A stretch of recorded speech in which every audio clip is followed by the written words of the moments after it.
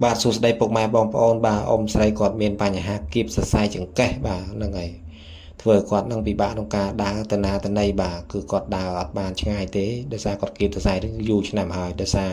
តែគាត់ប្រើប្រាស់ថ្នាំពេទ្យច្រើនបាទគាត់ប្រើប្រាស់ថ្នាំពេទ្យច្រើនទៅធ្វើឲ្យសរសៃគាត់មានបញ្ហាហ្នឹងហើយ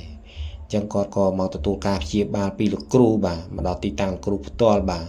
ទីតាំងលោកគ្រូនៅខាងក្រៅវត្តសម្រាប់អណ្ដែតរាជធានីភ្នំពេញបាទហ្នឹងហើយ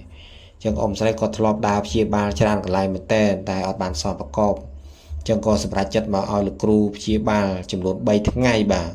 ចឹងក្រោយពីលោកគ្រូបានសម្រួលចាប់សរសៃនិងប្រើម៉ាស៊ីន AI របស់ប្រទេសជប៉ុនឃើញថាអ៊ំស្រីគាត់បានធូរស្រាលច្រើនមែនតែបាទចូល70ទៅ80%បាទហើយថ្ងៃនេះមានព្យាមកច្រើនមែនតែមកពីបណ្ដាខេត្តផ្សេងគ្នាបាទមកទទួលការព្យាបាលពីលោកគ្រូផ្ទាល់បាទដល់ទីតាំងគ្រូផ្ទាល់ចឹងប្រសិនជាពុកម៉ែបងប្អូនមានបញ្ហាគៀបសរសៃលៀនតំណប់នេះបញ្ហាស្លាកសរសៃរ៉ាំរ៉ៃគ្រប់ប្រភេទអាចអញ្ជើញមកដល់ទីតាំងលោកគ្រូផ្ទាល់ពីគ្រូផ្ទាល់ដើម្បីទទួលការព្យាបាលពីលោកគ្រូផ្ទាល់